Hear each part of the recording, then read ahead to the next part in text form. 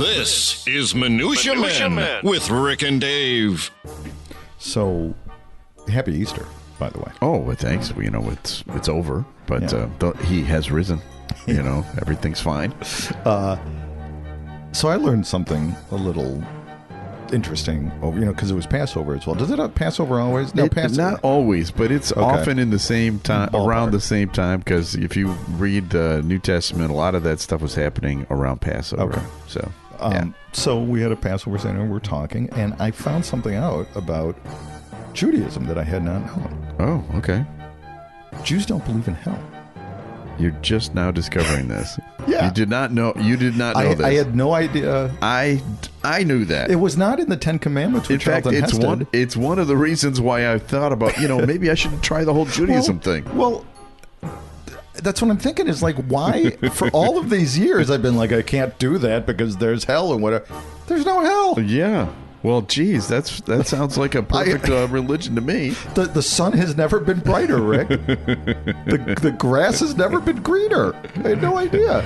All right, come on. I'm telling you, come to our side. All I'm telling our listeners to buckle up. Now that he knows there's no hell, look out, because Minutia Man is up right now. The following is a Tony Lasano podcast, an Opie production on the Radio Misfits Podcast Network. This is Minutia Men with Rick and Dave. During the jingle, I just went into your kitchen and stole your expensive silverware. There may not be hell, but there is jail. Okay. Just so you know. We got a hell of a show today. Okay. And by the way, did you watch the Masters yesterday? No, I did not. Because you were... I had an Easter. Yeah. Easter thing. You know that Phil Mickelson came in second place. Yeah. Did you know that? I heard about that. Yeah. And guess how old he is?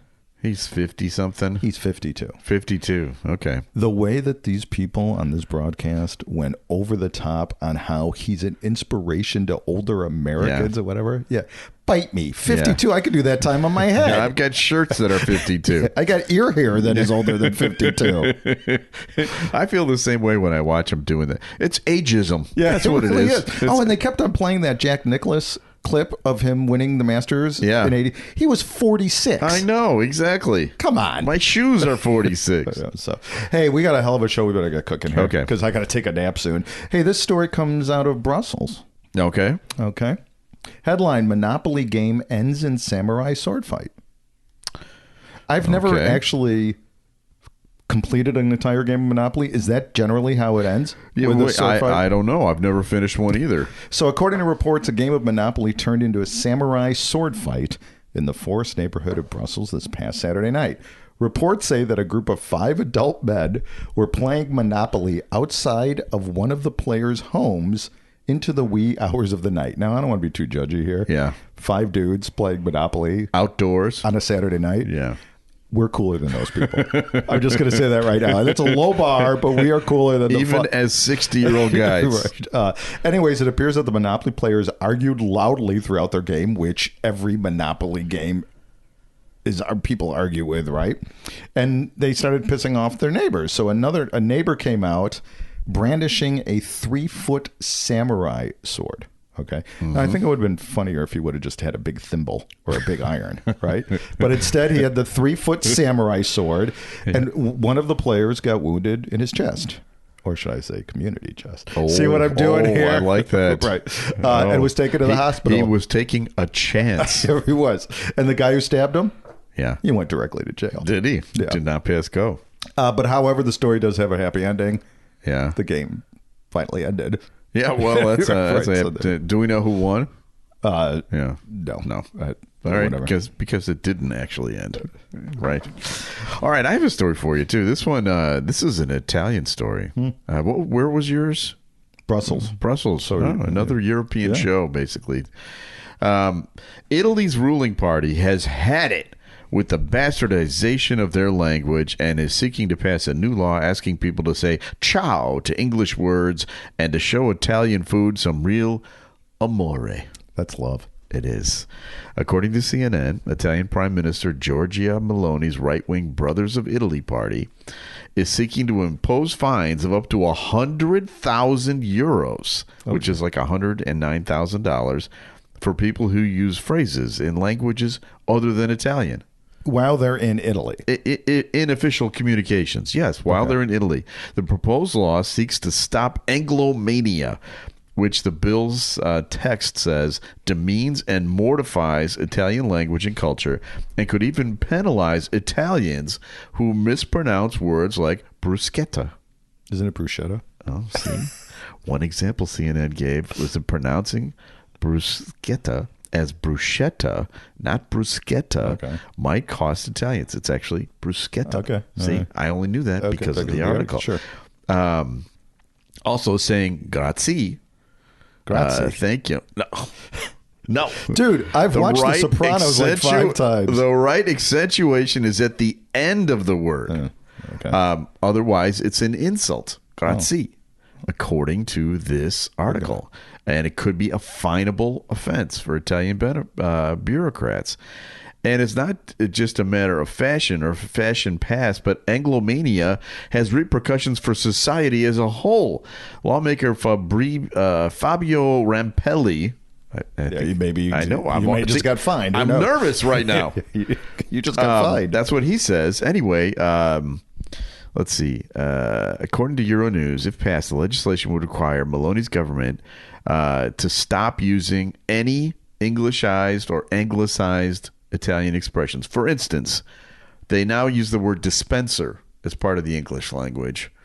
Instead, they would have to go back to the Italian, which is dispensatore di liquido ingnistiato per le mani.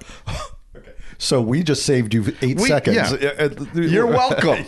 You're welcome. The law would have even further ramifications to university students and stuff like that. Fines are going to be all over the place. This hasn't passed yet, but they're trying to pass it. Now, we in Chicago have a new mayor. Yes, we do. A brand new mayor. Yeah. And I'm urging the new mayor of Chicago to follow suit. Okay. Right, for instance, $5,000 fine. We don't have to go the whole 100,000. No. $5,000 fine. Anyone saying Soldiers Field. Okay. Good. Right. Good. Kaminsky Park. Okay. 5,000. Another 5 Gs. Yeah. Sure. Wrigley Stadium. $5,000. Well, didn't Chris Bryant say that? Somebody did. Yeah. Also, if you say front room instead of front room. Okay. $1,000. Okay. If you use a glove in softball. Oh, that's. Or you play with a 12-inch ball. Yeah. $1,000. Ketchup on a hot dog. What is that? Yeah. I'd say ketchup on a hot dog is $10 million. What's the speed limit? Is it 55? Very good. Right. Very good. And also, if you end a question without a preposition, for instance, where are you staying at? Yeah. That's what it has to end with at. That is the only way to do it. We have a perfect record of your phone buzzing. I get no phone calls with it. All of it's like I did remember to at least mute it. Well, I can hear the buzzing. Yeah, that is kind of annoying. Why don't you sit on it or something? Hey, we got a review. Yeah, okay. This is from Chunch the Great. Okay. In a sea of podcasts. What is it? Chunch? Chunch. Chunch.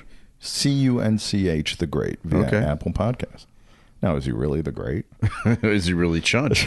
Chunch the good enough. Yeah. In a sea of podcasts, Minutia Men is an island unto itself. This podcast is heart, humor, and tons of great content. And now that I know that there's no hell, oh, baby, all bets are off. Hosted by 2 hosts that are genuinely interested in their guests and what they have to say, a breath of fresh air and worthy of your time. Subscribe now. And again, that is Chunch the Great. Thank you, Chunch.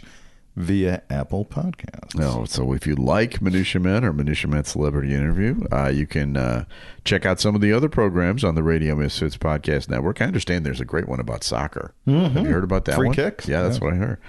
You know, and I just thought of something with your Italian story. Yeah. Isn't it like corruption is expected in Italy? Yeah, right. Of course. And like misogyny and having like 9, mistresses and whatever. Sure. And this is the hill that they're going to. I know. Pick out your favorite new show at opishows.com. Remember, Opie is hippo backwards, OPPIH shows.com.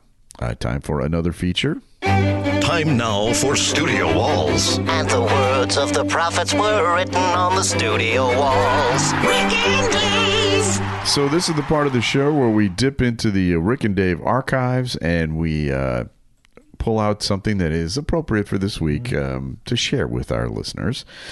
And April 8th, so earlier this week. Yesterday or 2 days ago. Well, this comes out on Saturday. Yeah. Julian Lennon's birthday. Guess how old Julian is? 57. 60. He's really our age. Born the same age as us. Well, as it turns out, I just interviewed May Pang, John Lennon's girlfriend, during the Lost weekend. And Julian visited John Lennon quite a bit during that time.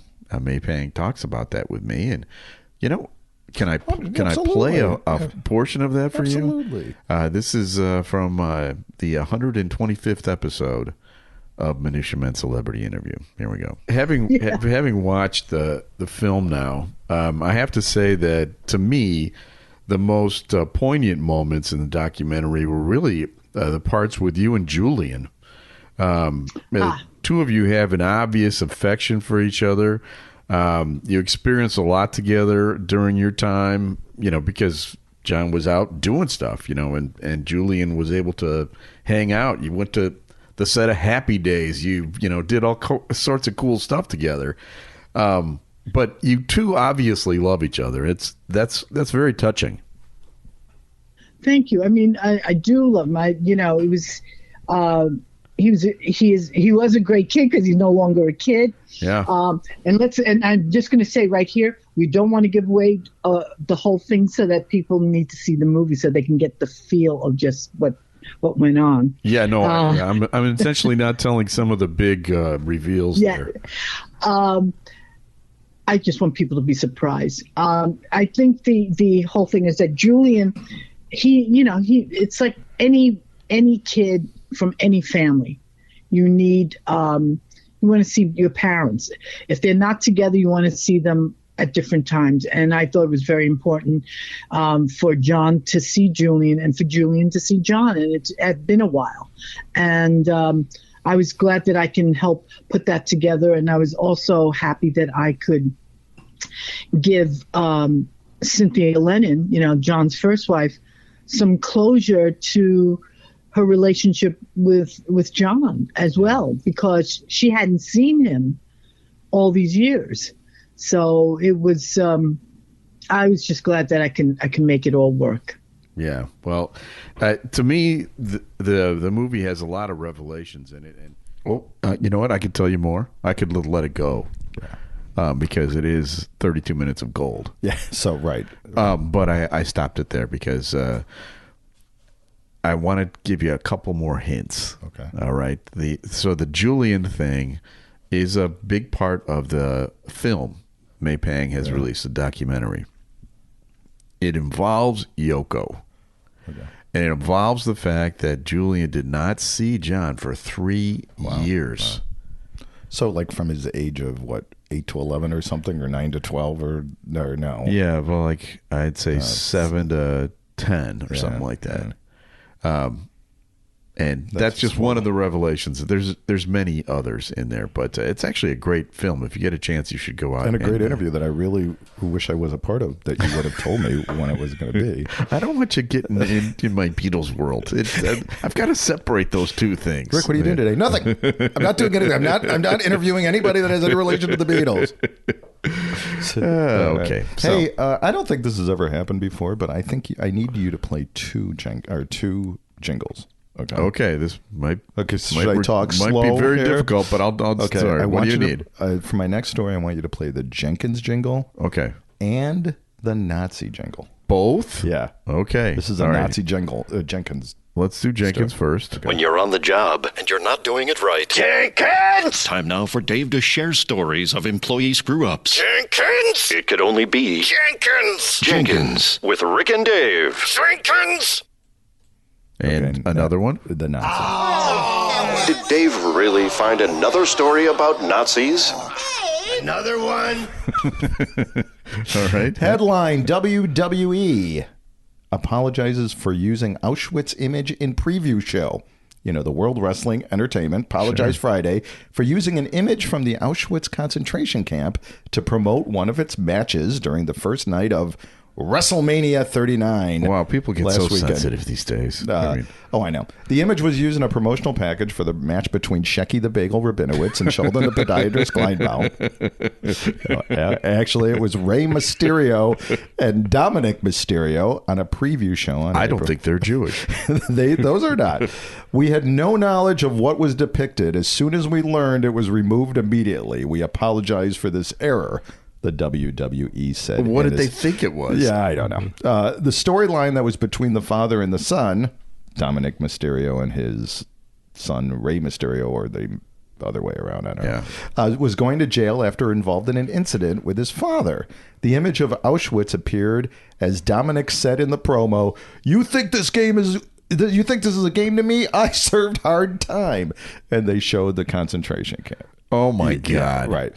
When asked how this could have happened, the imagery, not the Holocaust. Yeah. We still don't know that. Yeah. The spokesman from the WWE said they are reviewing the processes of our video team and editor. And we're reviewing the processes that our video team and editors are using. How much you want to bet there's going to be an intern that is going to be thrown completely under the bus for this? Hey, it is just as likely it was an idiot. Who just did right. Well, it was some guy they were paying $9 an hour saying, I need a jail. All I right, need Google a jail. Right, exactly. Yeah. Why are they wearing those striped uniforms? I don't know. But the good news is this gave me impetus for a Minutia Men quiz. Oh, okay, great. So, more work for Rick. Yeah. All right, here we go. Time now for a Minutia Minutia Quiz. Okay, this quiz is entitled Nazi-Related Marketing Tie-In Fails. Okay. All right. I'm going to nail... You have a folder at home, don't you? Which of the following Nazi-related marketing tie-ins didn't happen? Okay. All right. So I'm going to read you 4. One of them did not happen. All right. In a 2016 performance set to the movie song from the soundtrack Life is Beautiful, former Olympic ice skater Natanya Navka and her dance partner Andrei Burkovitsky danced in the striped pajamas and yellow 6-pointed stars, which Jewish victims of Nazi... So you know that. I saw that. I remember that. And at the end of the routine, Burkowski is killed by simulated machine gun fire. I did see that one. In 2014, Zara Fashion Stores was the focus of outrage and criticism for offering a set of striped children's pajamas. This one's real, too. Adorned with a 6-pointed yellow star. But in their defense, the 6-pointed yellow stars said sheriff on it. It's nothing. No, it has nothing to do with the Holocaust. It's the West. Yep, I remember that one too. In January of 1998, well-known New York bakery Dinkelman's was knocked for using the tagline, "Never forget that breakfast is the most important meal of the day," to promote their special Star of David-shaped bagels on Holocaust Remembrance Day. Okay, possible. I don't know about that one. In 2003, PETA, the People for the Ethical Treatment of Animals, put on an exhibition called Holocaust on Your Plate, which combined harrowing images of people in concentration camps with disturbing pictures of animals on farms. The featured image was that a pile of naked human bodies next to a shot of a heap of pig carcasses. Yeah, that one sounds real to me, too. So what are you saying? Yeah, I'm saying the third one is a fake one. Right, yeah, you cracked the code. All right. So I have a story for you. A pilot in South Africa was made. This is another international story. Made a hasty. Because the only thing that happens in America are shootings. That's right. They're not that funny. It's really not that funny. A pilot in South Africa made a hasty emergency landing after discovering a highly venomous cobra hiding under his seat. Rudolph Erasmus had That wasn't a euphemism for something, right? No, it was an actual snake. Okay. No, you listen to this. He had 4 passengers on board his flight, a tiny little plane. During a flight, he felt something cold slide across his lower back. Yeah. Just imagine this. Yeah. He glanced down to see the head of a fairly large Cape Cobra receding back under the seat. Like he felt it, and he saw it go under the seat. It was as if he's flying. He's flying an airplane. Okay, so he's got 4 passengers. Okay. There's a cobra on the plane. If it was in my everybody, please don't mind the cobra. If it was Samuel Jackson, what would he have said? Snakes on a plane. Yeah. We got motherfucking snakes on this motherfucking plane. After taking a moment to compose himself, he informed his passengers of the slippery stowaway. Passengers, yeah, listen, yeah, we got motherfucking snakes on this motherfucking plane. There was a moment of stunned silence, he said, and then Erasmus called the air traffic control for permission to make an emergency landing. Air control, yeah, listen, We've got motherfucking snakes on this motherfucking plane. I still had to fly another 10 or 15 minutes to land the plane with the snake curled up at his feet. I kept looking down to see where it was. I was happy it was under the seat. I usually don't have a big fear of snakes, but I normally don't go anywhere near them. The snake handler was sent to meet the plane at the airport. He was the very first on the scene. Everyone disembarked, and he said, everyone looks visibly shaken because... So, how did the snake... Do we know how the snake got on the plane? We don't know how it got on the plane, but they did get it off, and the snake was taken care of without killing it and was let out into the wild somewhere so it can go on another plane another day. Yeah. Well, but that's about the most terrifying thing I can even imagine. So Aaron was in Florida this past week, or for spring break, and we flew her on Frontier Airlines. Yeah. Have you had Frontier Airlines? Yeah, I won't go. I won't do it. So, as with everything in I'd make my kids go. Well, yeah, exactly. That's fine. Well, like everything else in my house, I have no idea what anything is going on. So it's like, oh, she's going. I had no idea. So the flight was delayed, both going there and coming back. Like 2.5. I picked them up at 2 a.m. at Midway Airport, but then I started to read the reviews for Frontier. Oh my god, it's terrible. Oh my god, it's terrible. Just this hideous. We had to do a double bag turn. Everybody's throwing up, and we're 5 hours delayed, and everything is extra. Like you want a seat cushion? That's another $75. Oxygen. Yeah. So. All right. Well, this is funny. All right, it's time for another feature, and it's going to tie in, Dave. I don't think we've ever had our. This is like a Curb Your Enthusiasm episode. Here we go. A random name pulled out of Rick's bowl of brushes with celebrities. Mixture, collection, selection, assemblage, medley, assortment, variety. Time now for Celebrity Potpourri with Rick and Dave. So I don't think you're going to see this one coming. Okay. All right. I like the way this guy wrote this. Jack is his name. I'm a frequent flyer. Oh. So I often get bumped up to first class. Last summer, I was flying from Boston back to Chicago, and the guy sitting next to me looked familiar. I couldn't quite place him, but it was nagging at me. We made a little small talk, and I tried the old trick of introducing myself by name. He shook my hand and said his name, Will Smith. Oh. Now, it wasn't the Will Smith you're thinking of, but I made a joke about him slapping me. He smiled, but he didn't laugh. We engaged in some small talk, but that was about it. When we got to Chicago, we met up again at the luggage carousel waiting for the luggage. My wife met me there to bring me home and saw me talking to this guy. His bag came first. He nodded towards me and my wife, and we said our goodbyes. My wife said, "Don't you know who that is?" And I said, Will Smith. I said, I thought he looked familiar. He's a doctor. I sat next to him on the plane. She goes, "Yes, I'm pretty sure that's William Kennedy Smith." Oh. His hair is gray now. He's packed on a few pounds. He wears his reading glasses at the end of his nose, but I'm pretty sure my wife is correct. He did say his name was Will Smith. Yeah. It was William Kennedy Smith, who, if you remember, was accused of some sort of sexual assault. Nixon. But anyway, one of the Kennedys. Yeah. Flying first class amongst the people. As if the first class is amongst the people, but you know what I'm saying. Well, and then the other Kennedy's running for president now, right? Supposedly. Oh, is that now? Well, I mean, who's going to vote for this guy? I don't know. He's an anti-vax Kennedy. You know what, Rick? The anti-vax crowd won't vote for him because he's a Kennedy. Yeah. The Democrats won't vote for him because he's an anti-vax. Yeah. So I am never going to say again, that could never happen. That's a good point. I'm just never going to say that again. That is a great point. All right, we have another show. It's called Minutia Med Celebrity Interview. And why don't you tell people who's on it? So it's not William Kennedy Smith. No, but maybe we can get him. You didn't see that coming, did you? I did not see that. I did not. But I knew exactly who you were talking about. Yeah. Eric Nelson. Eric Nelson, great guy, actor. We had the good fortune of interviewing him. He's starring in 1893. 1883. 1883, the prequel to Yellowstone. Right. He really fun guy. He's been in a ton of things. Yeah.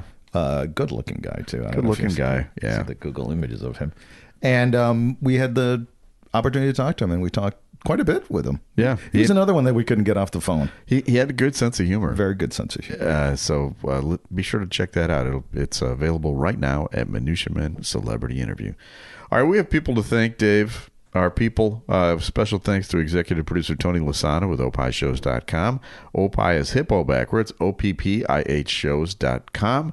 We're distributed by Ed Silla with Radio Misfits. Great Talk Radio isn't dead. It just moved to a better place. RadioMisfits.com.